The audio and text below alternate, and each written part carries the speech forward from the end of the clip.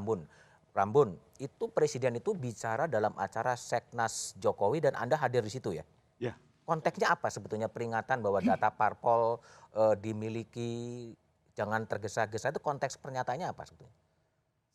ya kita udah dengar mungkin sudah Hmm. melihat pernyataan itu. Tapi sebenarnya kalau saya mau nambahin aja, jadi konteksnya sih kalau yang saya lihat Pak Jokowi bilangnya yang tadi mengenai soal bahwa saya mendapatkan informasi dari intelijen semua badan-badan intelijen yang ada termasuk kepolisian, BAIS dan juga BIN. Tapi juga yang nggak disentuh adalah konteksnya adalah dia mengatakan juga oleh karena itu nih di ujungnya nih kita jangan salah pilih pemimpin. Hmm? Nah, mungkin saya letakin konteksnya gitu. Hmm. Nah, pada sebelum Pak Jokowi pidato ini kan saya yang pidato. Oke. Jadi pada waktu itu saya pidato sebenarnya kalau di dalam kesempatan ini kami menyampaikan mengenai kenapa kita Seknas Jokowi ini kan mendukung Ganjar, Oke. ya kan? Jadi kita menjelaskan lah karena bagaimanapun kan Seknas Jokowi ini atribusinya kepada Pak Jokowi. Jadi kita belum kesempatan. Jadi saya jelaskan bahwa saya menjelaskan bahwa pilihan kepada Pak Mas Ganjar ini itu sebenarnya udah kita lakukan penyesuaian 2-3 tahun dan kita melihat benchmarking kita atau patokan kita adalah kepemimpinan cara kerjanya Pak Jokowi dan seterusnya dan soal keberlanjutan kita. Tapi intinya bahwa pidato itu lebih kalau dari bacaan Rambun lebih merespon pidato Anda gitu. Ya kalau dari saya ngelihatnya begitu ya, ya mungkin GR. Tapi kira-kira karena sama ketika kita bicara soal konteksnya adalah kepemimpinan nasional gitu. Oh. Jadi kalau saya bilang intinya adalah kita nih udah ngelakuin sesuai dengan kalau tadi Pak Jokowi mengenai soal intelijen dan segala macam.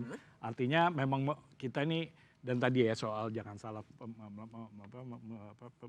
memilih pimpinan nasional itu sebenarnya menurut saya konteksnya adalah ya kalau melakukan itu ya kita harus benar-benar periksa lah. Ini sebuah pilihan yang rasional. Oke. Gitu. Jadi menurut saya ya kita sih ngelihatnya begitu. Nah apakah kemudian itu membidik yang lain ya itu mungkin teka-tekinya Pak Jokowi ya. Teka-teki Pak Silakan Jokowi. dijawab sama Baik, baik. Bung teman-teman. Ridwan Ya dari Mas, tenaga ahli utama KSP, kalau Anda baca dari pernyataan Presiden menyampaikan bahwa data intelijen adalah sarapan pagi, tahu arah politik dari partai politik itu sebetulnya pesannya mau menyampaikan pesan kepada siapa sih? ya sebenarnya kalau kita runtut Mas BDM, itu pidato Bapak Presiden di acaranya Mas Rambun ini 24 menit. 24 menit. Ya, kami di KSP memutar ulang, karena kebetulan kami tidak hadir pada acara relawan itu. 24 menit dan dibagi dalam 3 segmen utama. Segmen awal, Bapak Presiden itu menjelaskan tentang pemimpin itu harus punya trust. Harus menjadi orang yang bisa dipercaya. Beliau ceritakan bagaimana mengawali karir dan seterusnya. Lalu termin berikutnya adalah beliau bercerita tentang hilirisasi nikel. Ya. Dan bagaimana visi pembangunan Indonesia ke depan. Oke. Nah terakhir beliau menyatakan bahwa pemilu 2024 harus berhati-hati memilih pemimpin. Pemimpin yang memastikan Indonesia tidak terjebak pada situasi middle income trap.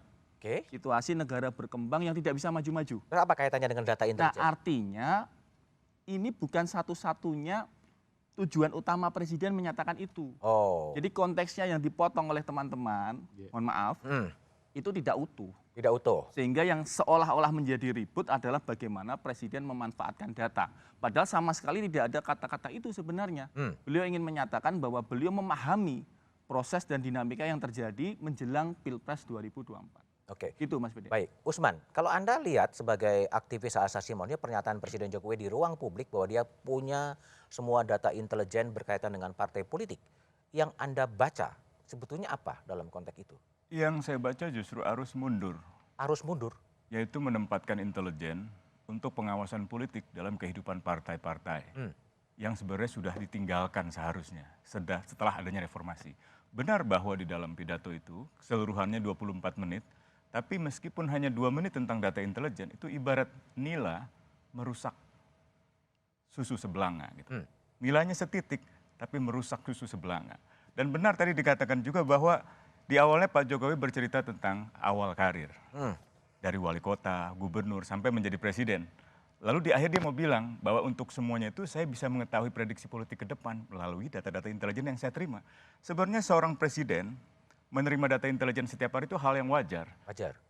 Tapi untuk laporan-laporan yang sifatnya sensitif, itu hanya bisa dibaca bersama kalau di Amerika dengan Dewan Keamanan Nasional, National Security Council. Kalau di dalam naskah akademik kita sebenarnya bersama DPR, khususnya Komisi 1, lebih khusus lagi Subkomisi 1 untuk bidang intelijen gitu. Karena end user dari data-data intelijen adalah Presiden dan DPR. Tapi kenapa ini disampaikan dalam ruang publik meskipun di acaranya Seknas dan kemudian publik mempunyai tafsiran sendiri? Maksudnya apa kira-kira? Yang pertanyaan awal dari diskusi satu meja, jangan-jangan itu mau unjuk kekuatan. Atau kekuatan. mau menebar ancaman kepada partai-partai politik yang tidak sejalan dengan presiden gitu. Atau dengan Jokowi sebagai... Tapi spekulasi sekali itu Don. Sangat berspekulasi. Makanya itu kita ingin tahu sebenarnya data-data intelijen yang dimaksud itu tentang apa. Data intelijen yang tentang partai politik itu dari badan intelijen yang mana? Dari Badan Intelijen Keamanan Polri, BIK, atau dari Badan Intelijen Strategis, atau dari Badan Intelijen Negara. Oke. Kalau dari BIK, kenapa tidak tindakan-tindakan kriminal yang justru diawasi, bukan tindakan politik, bukan kegiatan politik? Kalau dari Badan Intelijen Strategis, itu urusannya luar negeri, perang, musuh asing. Apakah partai politik adalah musuh negara? Bukan. Baik. Jadi dalam Undang-Undang Intelijen jelas disebutkan bahwa informasi-informasi yang dikumpulkan itu untuk keperluan mendeteksi dan membangun peringatan dini tentang ancaman keamanan nasional. Apakah partai politik adalah ancaman keamanan nasional? Di era Orde Baru iya, di era kolonial iya, di era demokrasi terpimpin iya, di era Belanda, Jepang iya. Partai-partai politik diawasi. Tapi di era demokrasi mestinya tidak lagi. Mestinya tidak. Oke. Baik, Pak Soleman Pontoh sebagai Kepala BAIS 2011-2013. Kalau Pak Soleman Pontoh baca sebetulnya apakah memang tugas dari katakanlah dalam konteks ini adalah BAIS ya, memang kemudian memberikan laporan intelijen soal kondisi-kondisi partai politik? Semua yang terjadi di negeri ini dilaporkan lah. Semua terjadi di laporan. Tidak ada satupun kejadian di negeri ini yang tidak dilihat, yang tidak dilaporkan dan tidak ditulis. Semua tertulis. Tidak ada satupun. Termasuk arah partai politik dan sebagainya. Semuanya ditulis. Semuanya tertulis. Semua tertulis. Lalu Semua kenapa, kita catat. lalu kenapa kemudian ini bisa menjadi kontroversi, menjadi muncul berbagai spekulasi, muncul berbagai polemik?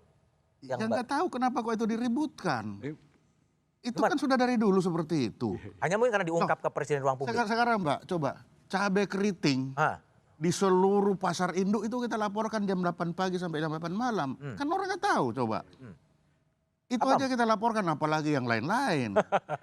Itu Apa, Bu? contoh, itu Ya, contoh. oke. Gimana, Bu? Tapi mungkin juga ini tadi Usman tadi bilang ya, mengatakan bahwa soal ancaman nasional. Keamanan nasional. Soal keamanan nasional. Tapi kalau kita lihat undang-undangnya, kalau kita lihat secara utuh, definisi intelijen itu nomor 1 tuh. Itu disebut bahwa bukan hanya keamanan nasional itu di ujungnya.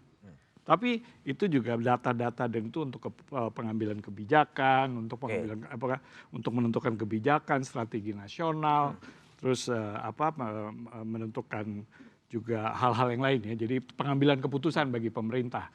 Jadi dan di situ dibilang dan itu termasuk yang tadi di ujung ini kan ancaman. Nah, mungkin menurut saya ini yang bikin keributan kan yang selalu di kemarin juga saya juga mendengar hal yang sama, ancaman nasionalnya. Terus kemudian menimbulkan apakah partai politik ancaman nasional? Menurut saya itu menurut saya nggak bisa dilihat sepotong-sepotong. Baik. Harus dilihat secara keseluruhan. Kalau mau dibilang kenapa itu diberikan ke publik misalnya, ya itu nggak ada larangan juga gitu. Ada. Nggak ada larangan, dia tidak terus sebentar. Rahasia. Betul, tapi tidak ada larangan. Dia tidak mengungkapkan soal kerahasiaan. Dia hanya mengatakan seperti tadi Pak Konto, bahwa dia itu kan transparan juga. Betul. Bahwa saya menerima laporan tiap hari, termasuk soal partai politik. Kenapa? Karena konteksnya. Kalau itu pernyataan yang kedua. Biar saya selesai dulu. Karena yang dia sebutkan tuh konteksnya adalah memang 2024 soal pilpres yang cukup sensitif. Jadi kalau kita sih ngelihatnya biasa aja gitu ya kan. Biasa ya. Dan juga jangan begini juga, wah ini ancaman nasional kita udah bakalan jadi melakukan Balik ke Orde Baru. Orde Baru. 9 tahun dia dicaci maki. Ya. Apa yang dia lakukan? Nggak ada. Ngelaporin polisi malah bilang kita maafin. Jadi nggak ada track record. Jadi jangan jump to conclusion. Itu yang paling penting. Baik. Tapi saya ingin minta pandangan dari Mutia Hafid dari Komisi 1 DPR soal pernyataan publik dari Presiden Jokowi soal data intelijen. Tapi jawabannya setelah jeda berikut ini.